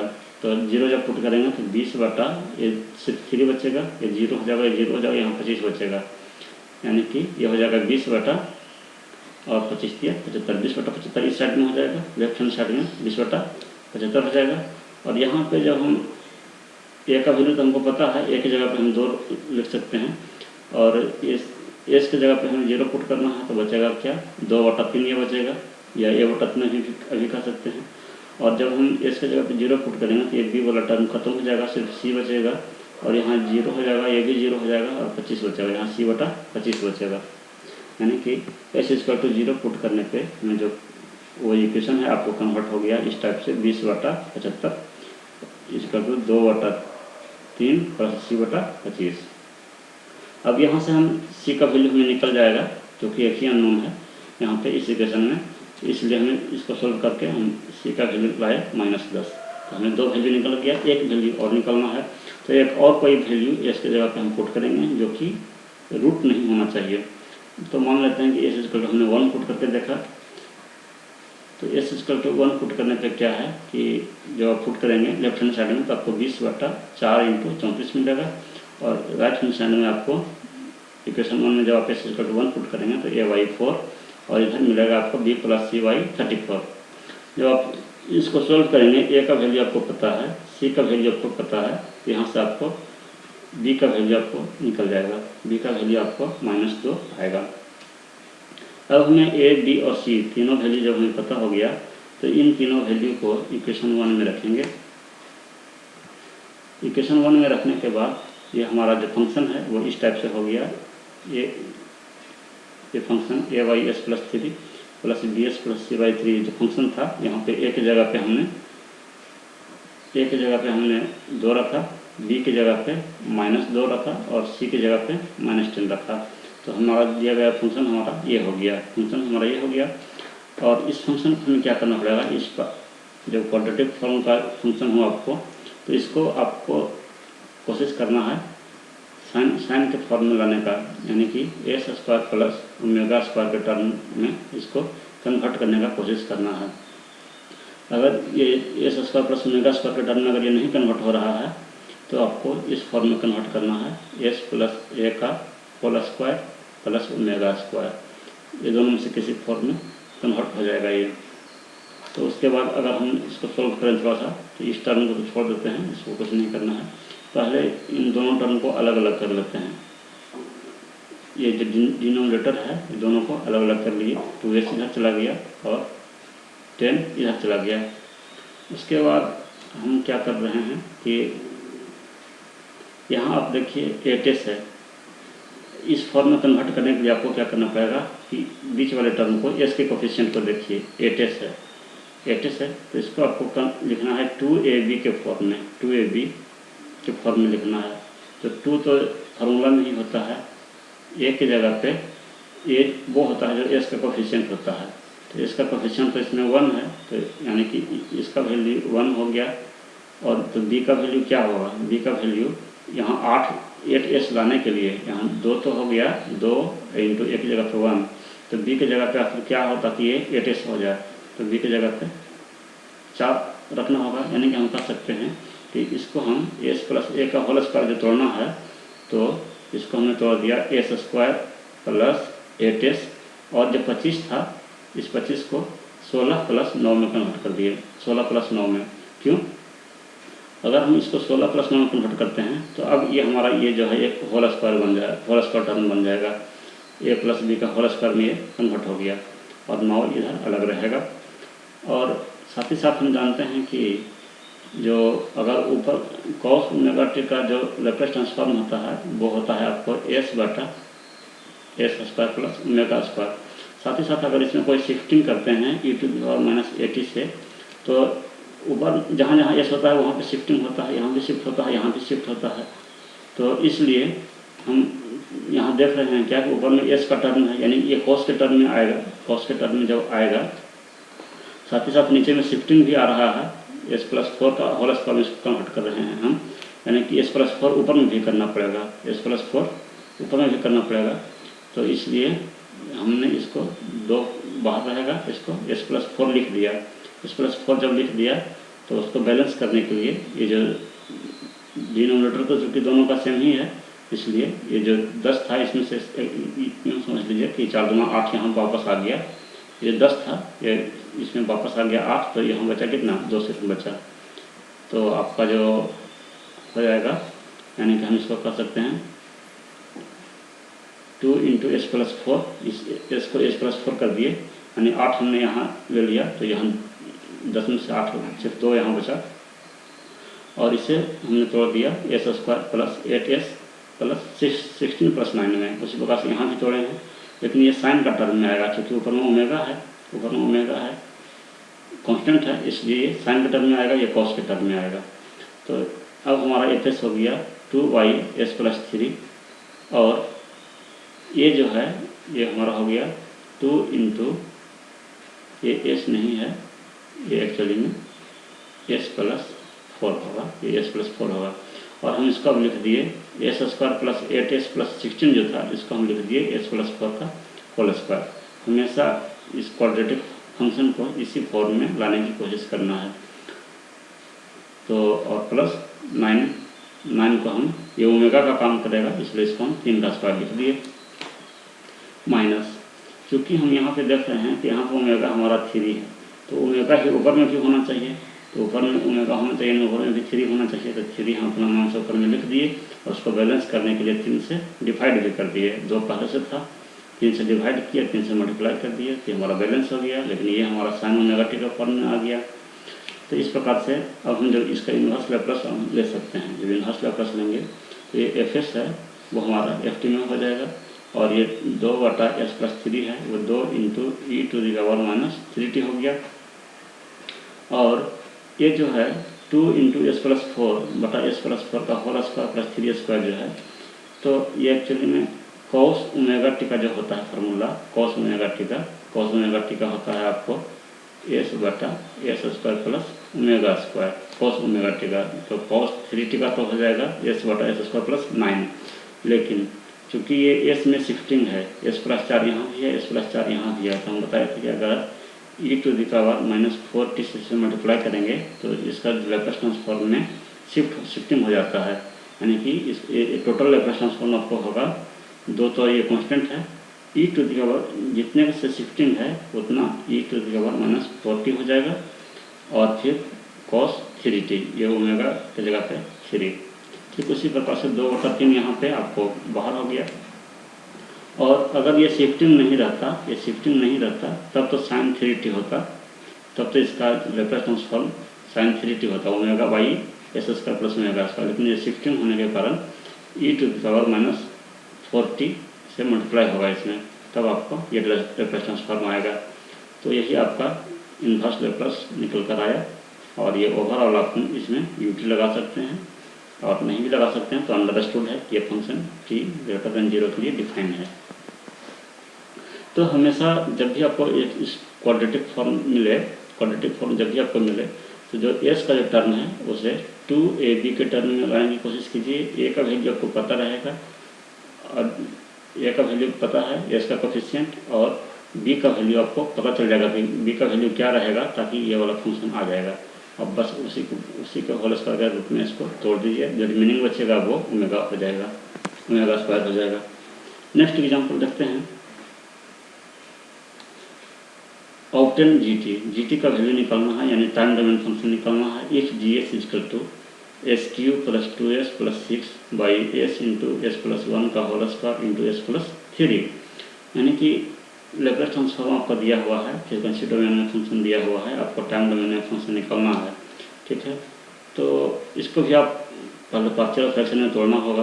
पार्शियल फ्रैक्शन में तोड़ेंगे, उसके बाद फिर इसको इन्वर्स लैप्लास लेंगे, तो आपको वो टाइम डोमेन फंक्शन मिल जाएगा। और उसका आंसर हमने लिख दिया है, इसे आप खुद से सॉल्व करके देखेंगे।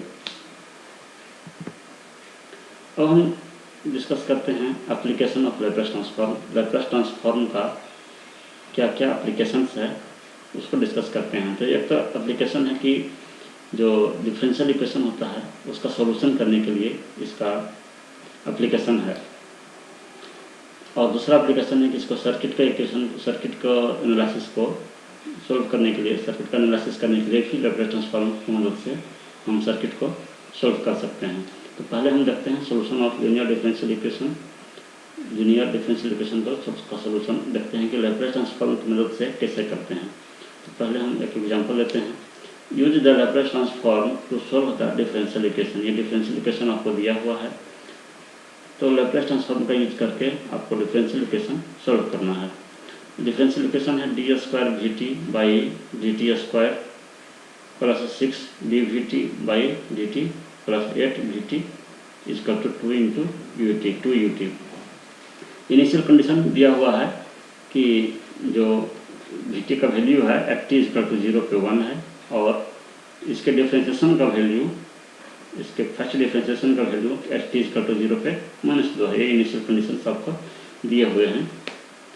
तो जब हम इसका सॉल्यूशन करेंगे तो पहले हम दिए गए डिफरेंशियल इक्वेशन को पहले हमने लिख लिया कि दिया गया डिफरेंशियल इक्वेशन आपका d square v t by d t square plus 6 d v t by d t plus 8 v t equal to 2 into u t, ये दिया हुआ है।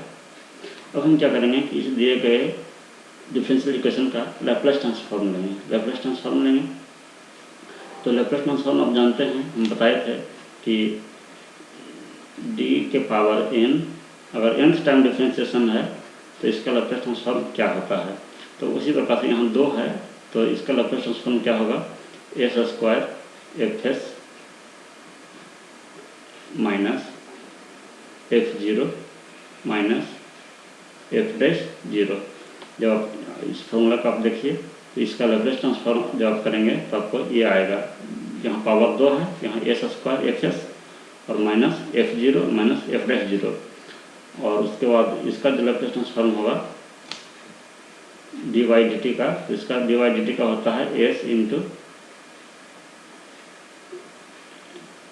एफ एस होता है और माइनस एफ जीरो होता है, और वी टी का लैप्लास ट्रांसफॉर्म हो जाएगा वी एस हो जाएगा, और यू टी का लैप्लास ट्रांसफॉर्म हो जाएगा 1/s। तो देखते हैं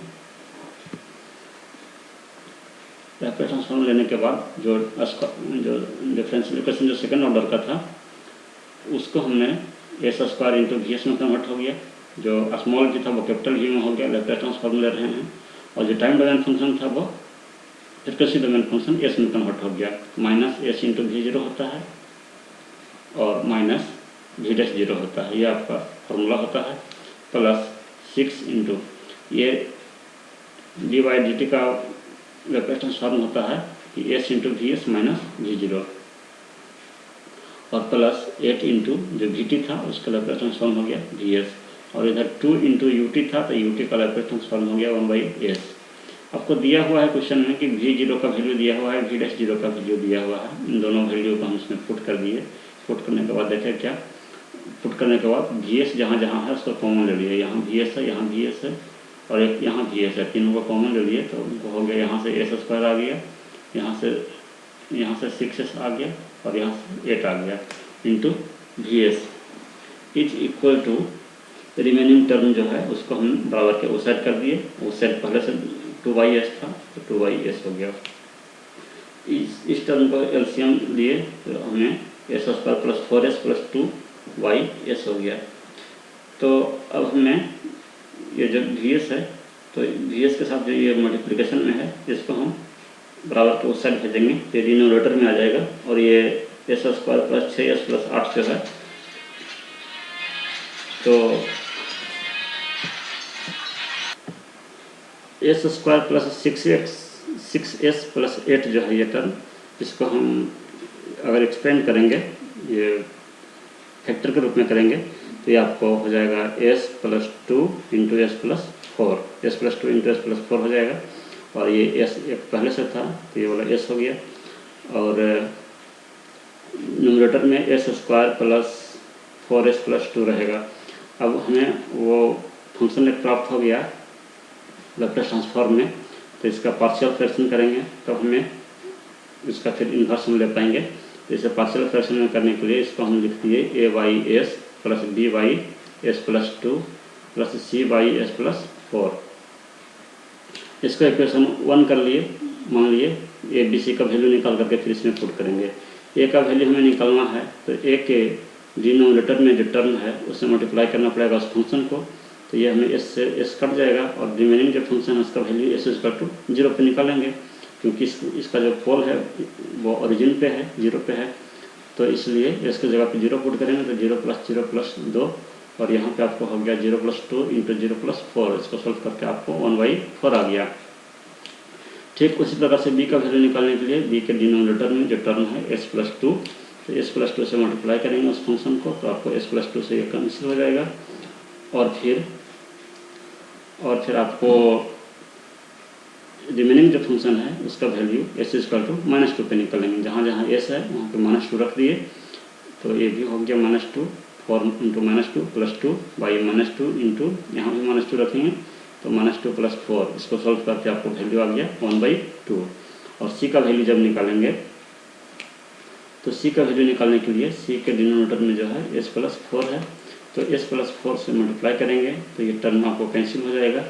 s की जगह पे आपको -4 रखेंगे क्योंकि ये पोल जो है वो -4 पे है, तो -4 रखने के बाद हो जाएगा आपको -4 का स्क्वायर + 4 × -4 + 2 /-4 × -4 + 2 = 1/4। तो अब हम इस ए बी सी का वैल्यू को यहाँ पे इक्वेशन 1 में पुट करेंगे तो हो जाएगा आपको ए के जगह पे 1/4 रख दिए, बी के जगह पे 1/2 और सी के जगह पे 1/4। ये ए बी सी का वैल्यू निकल गया।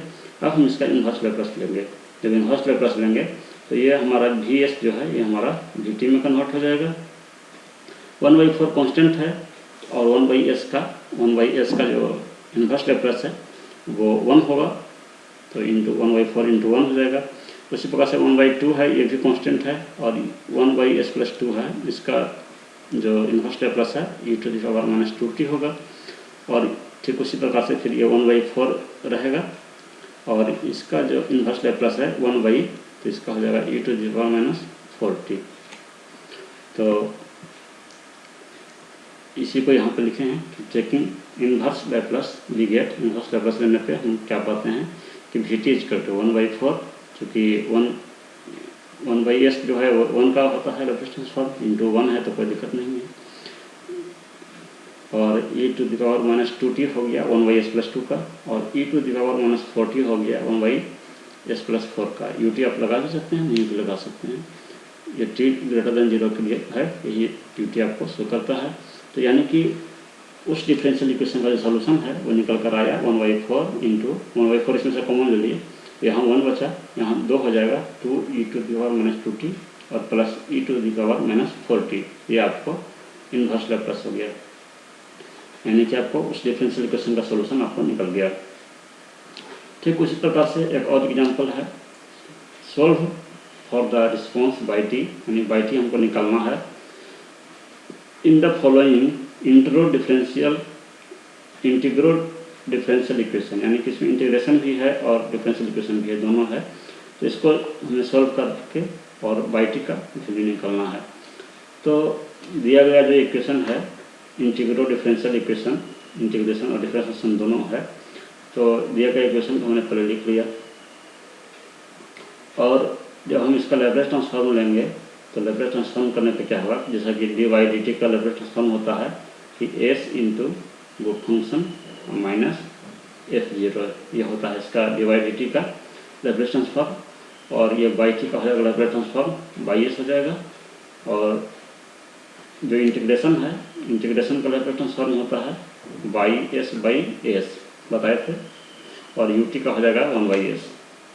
तो लैप्लास ट्रांसफॉर्म लेने पे हमें हो गया s into y/s minus y0, ये हो गया फर्स्ट डिफ्रेंसिएशन का, ये हो गया बाई टी का, और ये 6/s इंटू बाई टी का इज इक्वल टू 1/s।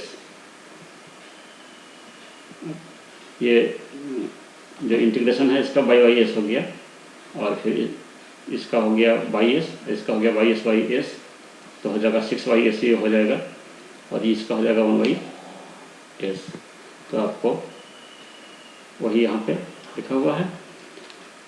और जब हम आपका वैल्यू दिया हुआ है, y0 का इनिशियल वैल्यू दिया हुआ है 2, और इसको सिंप्लीफाई करने के लिए क्या है कि दोनों तरफ s से मल्टीप्लाई कर दिए, उससे क्या होगा कि s कैंसिल हो जाएगा। तो दोनों तरफ s से मल्टीप्लाई करेंगे तो ये हो जाएगा s स्क्वायर, और इसका वैल्यू रख दिए हैं यहाँ पे, तो आपको हो जाएगा, ये हो जाएगा 5s और ये 6 हो जाएगा, और इधर आपको बचेगा 1 + 2s। ये जो टर्म है ये बराबर के उस साइड कर देंगे तो 1 + 2s, और फिर ये बाई एस के साथ जो मल्टीप्लिकेशन में है इसको उस साइड भेजेंगे तो हो जाएगा, ये तो 2s + 1 पहले से था, और ये हो जाएगा आपको, इसको फैक्टर के रूप में करेंगे तो s + 2 × s + 3, और जब इसको हम एक्सपेंड करेंगे पार्शियल फ्रैक्शन के रूप में तो a/s + 2 + b/s + 3, a/s + 2 + b/s + 3, इसको पार्शियल फ्रैक्शन में करेंगे। इसको इक्वेशन 1 मान लिए, a और b का वैल्यू निकाल करके फिर इसी इक्वेशन में पुट करेंगे। तो a का वैल्यू कैसे निकालेंगे, a के डिनोमिनेटर में जो फंक्शन है उससे मल्टीप्लाई करेंगे बाई एस को, तो दिए गए ये जो फंक्शन निकल के आया था तो आपको s + 2 कैंसिल हो जाएगा। रिमेनिंग जो फंक्शन बचेगा उसका वैल्यू s = -2 पे निकालेंगे, यानी s = -2 पुट करेंगे तो हो जाएगा 2 × -2 + 1 / -2 + 3, इसको सॉल्व करके आपको -3 आएगा। ठीक उसी प्रकार से b का वैल्यू निकालेंगे, b के नीचे में जो डिनोमिनेटर में जो फंक्शन है उससे मल्टीप्लाई करेंगे दिए गए फंक्शन को, तो s + 3 आपको कैंसिल हो जाएगा। जो रिमेनिंग फंक्शन बचा उसका वैल्यू s = -3 पे निकालेंगे, जहाँ जहाँ s है वहाँ पर -3 रख दिए, इसको सोल्व करने पे आपको 5 आया। a और b का वैल्यू आपको दोनों निकल गया, इस इक्वेशन में पुट करेंगे तो हमें y(s) का वैल्यू पार्शियल फ्रैक्शन के रूप में मिलेगा। Putting the value of a and b in equation 1 में रखने पे हमें y(s) = -3y(s + 2 और +5y(s + 3), या a और b का वैल्यू हमने रख दिया। और अगर हम इसका इन्वर्स लैप्लास लेंगे तो ये y(s) जो है वो by(t) में कन्वर्ट हो गया, -3 कांस्टेंट है, 1y(s + 2), इसका जो इन्वर्स लैप्लास है वो e⁻ -2t होगा, क्योंकि e⁻ -2t का लैप्लास होता है 1y(s + 2, और उसी प्रकार से 5 कांस्टेंट है, और 1/s + 3 है, इसका जो इन्वर्स लैप्लास है वो e⁻−3t। यही आपका सॉल्यूशन हुआ उस डिफरेंशियल इक्वेशन का और t > 0। नेक्स्ट है solve the following differential equation using the Laplace transform method. Laplace transform method का यूज करके इस डिफरेंशियल इक्वेशन को सॉल्व करना है। d2vt/dt² + 4 × dvt/dt + 4 × vt is equal to e⁻t। जहाँ दिया हुआ है आपको इनिशियल कंडीशन दिया हुआ है तो उस vt का वैल्यू 0 पे और उसका डिफरेंशिएशन का वैल्यू 0 पे, दोनों वैल्यू 1 ही है। इसको आप खुद से सॉल्व करके देखेंगे, आंसर आपको लिखा हुआ है। एक और एग्जांपल है, use the Laplace transform to solve the integral differential equation. Integral differential equation को सॉल्व करने के लिए लैप्लेस ट्रांसफॉर्म का यूज कीजिए। ये आपका दिया हुआ है इक्वेशन, दिया हुआ है डिफरेंशियल इक्वेशन, और इनिशियल वैल्यू भी दिया हुआ है y0 का वैल्यू, तो इसे भी आप ठीक उसी प्रकार से सॉल्व करेंगे तो आपको ये आंसर आएगा -e⁻t + 4 e⁻²t - 3 e⁻³ × ut। तो ये डिफरेंशियल इक्वेशन एप्लीकेशन हम देख रहे थे, लैप्लेस ट्रांसफॉर्म का यूज करके कैसे डिफरेंशियल इक्वेशन को सॉल्व करते हैं। सेकंड एप्लीकेशन देखते हैं कि सर्किट को सॉल्व करने के लिए, सर्किट को एनालिसिस करने के लिए इसका एप्लीकेशन कैसे करते हैं। ये दिया गया सर्किट है, इसमें हमको करंट का वैल्यू निकालना है, इसमें जो करंट फ्लो हो रहा है वो उसका वैल्यू क्या होगा। तो ये जो करंट है वो टाइम का फंक्शन आएगा, ट्रांजिएंट वैल्यू करंट का निकाल रहे हैं इसमें, क्योंकि अगर आप इसको डिफरेंशियल इक्वेशन के मेथड से सॉल्व करेंगे तो इसके जगह पे L/di/dt, इसके जगह पे 1/c इंटीग्रेशन dt, तो एक डिफरेंशियल इक्वेशन का फॉर्म आता है।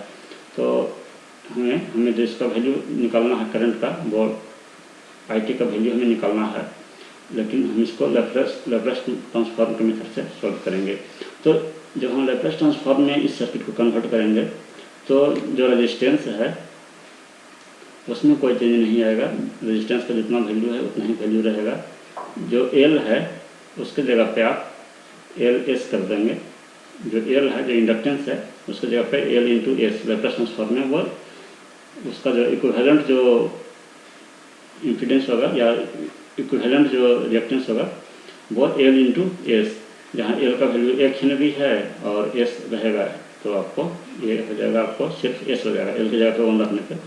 और जो C है, जब इसको लैप्लास में कन्वर्ट करेंगे तो ये हो जाएगा 1/CS, 1/CS। C का वैल्यू है 0.5, 0.5 जब इसको रखेंगे ये हो जाएगा आपको 2/S, C की जगह पे 0.5 रखने पे। और जो कांस्टेंट वोल्टेज सोर्स है इसका लैप्लास हो जाएगा 50/S। तो और ये जो टाइम का फंक्शन है IT, ये हो जाएगा आपको I इंटू एस, यानी कि I कैपिटल में हो जाएगा, टाइम जो है वो S में कन्वर्ट हो जाएगा। तो लैप्लास ट्रांसफॉर्म में जब हम इसको सर्किट को कन्वर्ट करेंगे तो हमें इतने चेंज देखने को मिलेगा, वो आप देखिए सर्किट में। जो DC सोर्स था 50 वोल्ट का, तो जैसे कि आप जानते हैं कि वो कांस्टेंट का जो लैप्लास ट्रांसफॉर्म है वो कांस्टेंट Y/S हो जाता है, इसलिए 50 का लैप्लास ट्रांसफॉर्म 50/S हो गया। रेजिस्टेंस में कोई चेंज नहीं होगा, रेजिस्टेंस फ्रिक्वेंसी से इंडिपेंडेंट होता है, इसलिए इसका जो वैल्यू है वो वही का वही रह गया।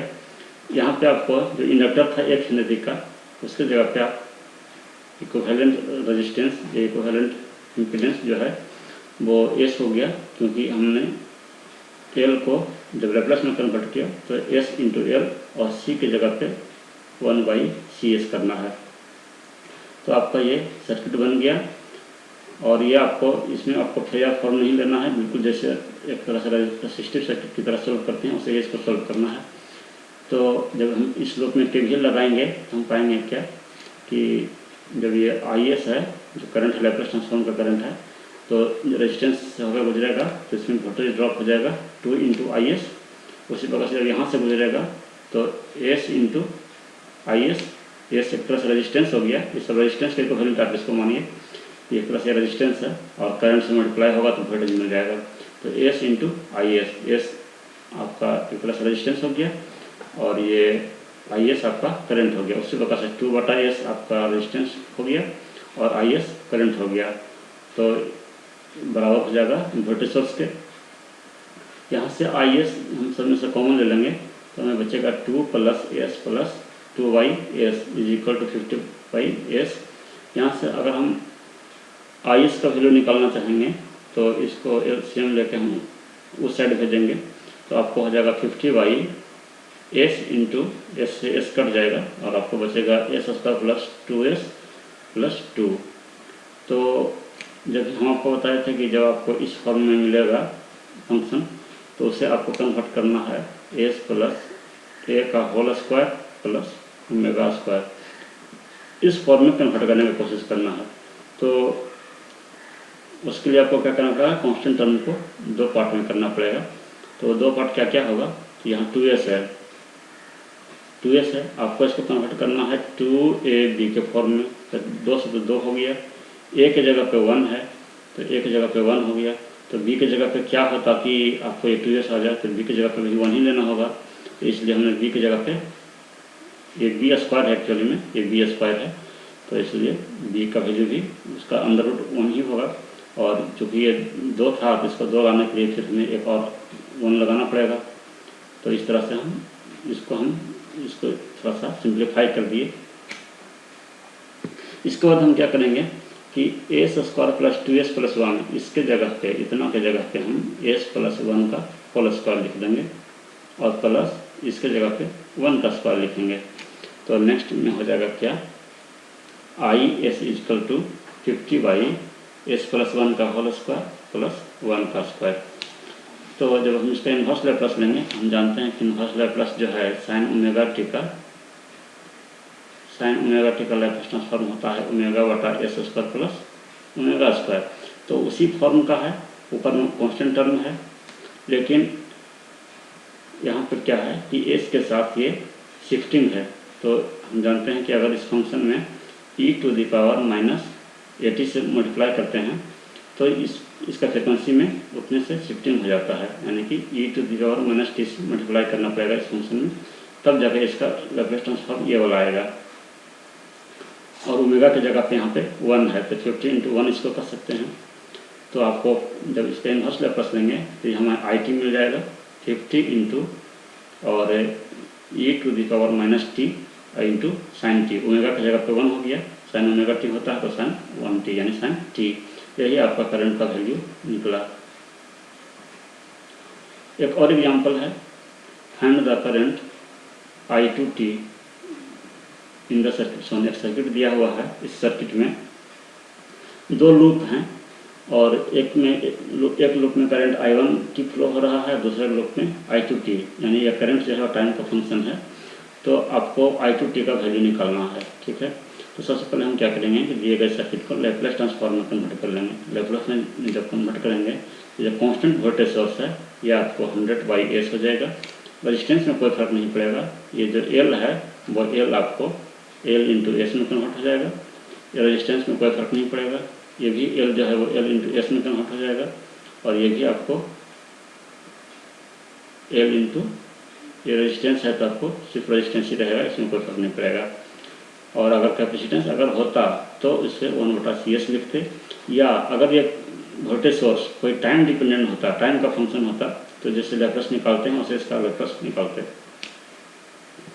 तो ये सर्किट आपको लैप्लास ट्रांसफॉर्म में कुछ इस प्रकार से मिलेगा। वोल्टेज सोर्स आपको 100/s हो गया, रेजिस्टेंस वही रह गया, ये आपको L इंटू एस, तो L का वैल्यू 1 था इसलिए सिर्फ S हो गया, ये भी सिर्फ S हो गया।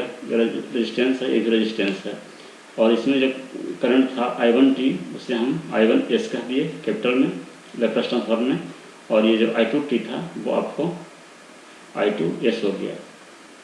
तो अब हमें निकालना है करंट का वैल्यू, I2t का वैल्यू निकालना है। तो हम KVL लगाएंगे दोनों लूप में, 2 इक्वेशन मिलेगा, दोनों को सोल्व करेंगे तो हमें करंट का वैल्यू मिलेगा। तो अप्लाइंग KVL इन लूप 1 में जब KVL लगाएंगे तो हमें हो जाएगा 2 इंटू I1s इसमें फ्लो कर रहा है लूप में, तो 2 into I1s plus S into I1s plus इस ब्रांच में 2 करंट फ्लो हो रहा है, एक I1s इधर से आ रहा है और I2s इधर से जा रहा है। तो नेट करंट जो है वो I1s माइनस I2s होगा, दोनों कोई डायरेक्शन में है, और into 2 is equal to 100/s। KVL लगाने पे आपको यही मिलेगा। यहाँ से क्या है कि I1s, यहाँ भी है I1s, यहाँ भी है I1s, कॉमन ले लेंगे तो आपको हो जाएगा 2 प्लस यहाँ से 2, यहाँ से s और यहाँ से 2 plus s plus 2 into I1s minus I2 के साथ सिर्फ 2 रहा, और राइट हैंड साइड में 100/s। तो ये हो जाएगा आपको s plus 4 into I1s minus 2 into I2s is equal to 100/s। इसको एक इक्वेशन मान लिए, ये आपको 2 वेरिएबल है I1 और I2, तो ये आपको एक इक्वेशन मिल गया। एक इक्वेशन और मिलेगा जब हम इस लूप में KVL लगाएंगे। जब इस लूप में KVL लगाएंगे तो आपको S into I2s plus 2 into I2s और प्लस 2 इंटू इसमें जो करंट होगा वो I2 माइनस I1 लेंगे। तो आपको लूप 2 में जब हम KVL लगाएंगे तो आपको S into I2 plus 2 into I2s plus 2 into इसमें जो करंट है वो I2 माइनस I1, और फिर लूप में सारे वोल्टेज का सम 0। तो यहाँ से हम I1 और I2 अलग अलग कर लिए, तो I2 के साथ ये था और I2 के साथ आपको यहाँ भी है, I2 के साथ यहाँ भी है, तो S प्लस 4 हो जाएगा, और I1 के साथ सिर्फ ये वाला 2 है तो माइनस 2 इंटू I1s बराबर 0। इसको हमने इक्वेशन 2 माना। 2 इक्वेशन हमें मिल गया।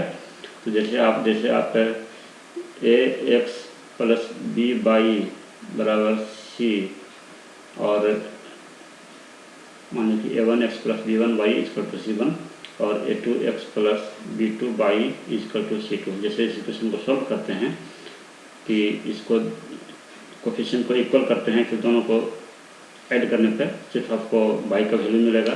तो उसी प्रकार से सॉल्व करने पे आपको I2s का वैल्यू मिलेगा 200/s into s square plus 8s plus 12। इसको सॉल्व करने के लिए क्या करना होगा कि पहले अगर हमको y चाहिए तो इसके कोफिशिएंट को इक्वल करना होगा। इक्वल करने के लिए इस नीचे वाले के कोफिशिएंट से इस इक्वेशन में मल्टीप्लाई करेंगे और इसके कोफिशिएंट से इसमें मल्टीप्लाई करेंगे, तो आपको पूरे टर्म में मल्टीप्लाई करेंगे, फिर उसको एडिशन करेंगे इस इक्वेशन में। दोनों इक्वेशन को जोड़ेंगे तो आपको ये टर्म कैंसिल हो जाएगा, I1 का टर्म कैंसिल हो जाएगा, सिर्फ I2 का टर्म बचेगा। तो I2 S इक्वल टू इतना आएगा, और इसे हम अगर फैक्टर के फॉर्म में लिखें तो 6x plus S plus 6 into S plus 2 लिख सकते हैं। इसको फैक्टर के रूप में आप तोड़ेंगे तो इतना आ जाएगा। अब हम क्या है कि इस फंक्शन को पार्शियल फ्रैक्शन के रूप में तोड़ेंगे, क्योंकि हमको इसको इन्वर्स लैप्लास चाहिए। तो जब पार्शियल फ्रैक्शन के रूप में तोड़ेंगे तो इसे हम लिख सकते हैं a बटा एस प्लस बी बटा एस प्लस 6 प्लस सी बटा एस प्लस 2। इसको हमने दो इक्वेशन पहले मान चुके थे, इसको इक्वेशन 3 मान लिए। तो अब ए का वैल्यू जब हम निकालेंगे तो ए का वैल्यू निकालने के लिए आपको इसका जो डिनोमिनेटर है इससे मल्टीप्लाई करना पड़ेगा इस फंक्शन को। तो एस से एस कट जाएगा, रिमेनिंग फंक्शन का वैल्यू एस इक्वल टू 0 पे निकालेंगे, जहाँ जहाँ एस है वहाँ पे 0 रखेंगे तो 200/12 आ जाएगा, जो कि 50/3 हो गया कट करके। ठीक उसी प्रकार से बी का वैल्यू निकालना है। बी का वैल्यू के लिए एस प्लस 6 से मल्टीप्लाई करना पड़ेगा उस फंक्शन में, एस प्लस 6 कट जाएगा, एस इक्वल टू -6 पुट करेंगे और यहाँ भी -6 पुट करेंगे, यहाँ भी -6 पुट करेंगे, आपको 25/3 आएगा। सी का वैल्यू निकालने के लिए एस प्लस 2 से मल्टीप्लाई करेंगे इसमें, तो एस प्लस 2 से आपको ये एस प्लस 2 का कैंसिल हो जाएगा और फिर आपको एस इक्वल टू -2 यहाँ पे रखेंगे तो आपको ये वैल्यू 25 आएगा। तो इस प्रकार से आप तीनों वैल्यू आपको पता चल गया, ए बी और सी का वैल्यू आपको पता चल गया। तो इसका जब इक्वेशन 3 में रखेंगे तो आपको I2 S इक्वल टू हो गया, ये ए का वैल्यू आया था, ये बी का वैल्यू आया था, ये सी का वैल्यू आया था। जब इसका इन्वर्स लैप्लास लेंगे तो ये I2 S जो है I2 T में बदल दिया, इसका इन्वर्स टाइम डोमेन में हो जाएगा। 1/s का लैप्लास 1 होता है, इसलिए 50/3 रह गया, और 1/s प्लस 6 है तो इसका इन्वर्स लैप्लास हो गया e⁻⁻60 और 25/3 रह गया। और ये 1/s प्लस 2 है तो इसका इन्वर्स लैप्लास हो गया e⁻⁻2t, और ut लगा दिए कि ये फंक्शन जो है t ग्रेटर देन 0 के लिए वैलिड है। ठीक उसी प्रकार से एक और प्रॉब्लम है, इसमें आपको करंट IT का वैल्यू निकालना है। रेजिस्टेंस का वैल्यू 1 ओम दिया हुआ है, यहाँ कैपेसिटेंस लगा हुआ है 1/2 फैराड का। वोल्टेज सोर्स दिया हुआ है, वोल्टेज सोर्स का वैल्यू दिया हुआ है 2 × e⁻⁻5t। तो इसमें आपको करंट का वैल्यू निकालना है। करंट का वैल्यू निकालने के लिए आप क्या करेंगे, पहले कि इस सर्किट को लैप्लास ट्रांसफॉर्म में पहले कन्वर्ट करेंगे। तो रेजिस्टेंस में कोई फर्क नहीं पड़ेगा, यहाँ पे आपको ये हो जाएगा 2/s हो जाएगा, और इसका लैप्लास आप निकालेंगे, इसका लैप्लास dt का तो हो जाएगा 2/s प्लस 0.5, ये हो जाएगा आपको इसका लैप्लास dt की जगह पे। फिर आप इसमें KVL लगाइए, KVL लगा के एक फंक्शन आएगा, उसको फिर उस फंक्शन को फिर आप पार्शियल फ्रैक्शन में एक्सपेंड कीजिए, फिर इन्वर्स लैप्लास लीजिए, तो आपको ये आंसर मिलेगा। ये आप खुद से सॉल्व करके देखिए। यहीं पे आपका लैप्लास ट्रांसफॉर्म का चैप्टर समाप्त होता है। Thank you.